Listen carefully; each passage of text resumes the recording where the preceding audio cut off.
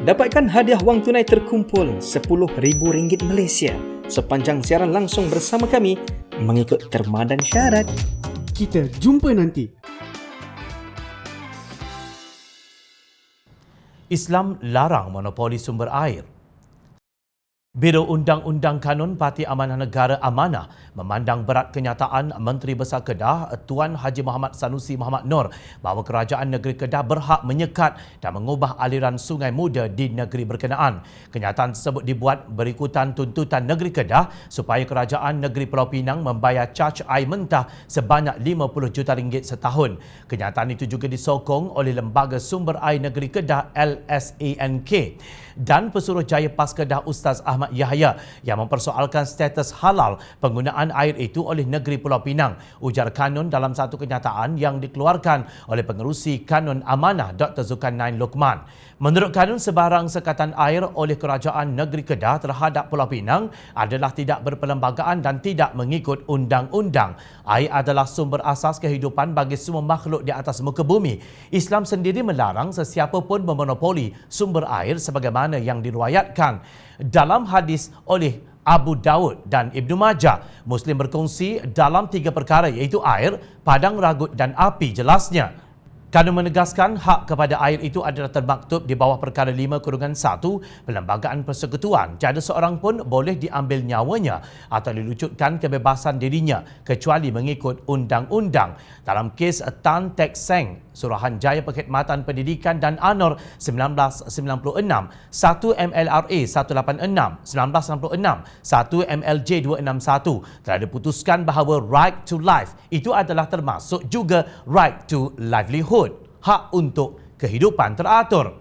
Ujar Kanun, bidang kuasa pengurusan air terletak dalam bidang kuasa negeri dan persekutuan selaras dengan kehendak Akta Perkhidmatan Industri Air 2016 Akta 655 berkaitan kuasa eksekutif persekutuan dalam hal sistem dan perkhidmatan bekalan air.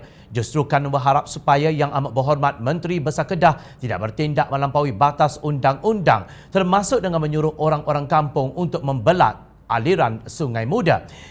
Kanun turut menyeru Menteri Besar untuk kembali kepada ajaran Islam yang sebenar kerana air adalah sumber kehidupan yang dianugerahkan oleh Allah kepada semua makhluk di atas muka bumi. Sebarang tindakan menyekat sumber air itu kepada negeri Pulau Pinang akan mendatangkan akibat buruk kepada rakyat Pulau Pinang termasuklah kepada orang-orang PAS sendiri dan ini akan bertentangan dengan prinsip rahmatan lil alamin. Pihak Kanun juga melahirkan kehairanan dengan sikap Menteri Alam Sekitar dan Air Datuk Seri Tuan Ibrahim Tuan Man yang juga timbalan Presiden PAS yang berdiam diri walaupun isu ini hangat diperbincangkan sama ada di media perdana maupun di media sosial. Sewajarnya kementerian mengambil langkah-langkah yang lebih tegas berkaitan isu ini selaras dengan Dasar Sumber Air Negara 2010-2050 yang antara lain menyatakan bahawa air untuk rakyat semua mempunyai akses kepada air yang selamat, mencukupi dan termampu untuk tujuan bekalan, kebersihan dan sanitasi. Tindakan Yang Amat Berhormat Menteri Besar Kedah ini jelas adalah tidak selaras dengan dasar kementerian. Jikapun wujud tanggungjawab bersama untuk menjaga sumber air itu, maka ianya hendaklah diselesaikan menurut undang-undang yang dikanunkan dan bukan dengan sesuka hati mengikut hawa nafsu semata-mata. Kanun juga mengajak kita bertadabbur pesanan Allah Ta'ala yang mengingatkan kita semua tentang kisah dua pemilik kebun. Seorang berbangga takabur dengan kelebihan kebunnya dan seorang lagi bertawaduk. Akhirnya, kebun sang takabur itu musnah dan sumber air dalam kebunnya hilang. Di hujung kenyataannya, Kanun berkongsi terjemahan Surah Al-Kahfi ayat 40 hingga 41 yang bermaksud, maka mudah-mudahan Tuhanku akan memberi kepadaku kebun yang lebih baik daripada kebunmu ini. Dan mudah-mudahan dia mengirimkan ketentuan petir dari langit kepada kebunmu hingga kebun itu menjadi tanah yang licin atau airnya menjadi surut ke dalam tanah, maka sekali-kali kamu tidak dapat menemukannya lagi. Surah Al-Kahfi ayat 40-41.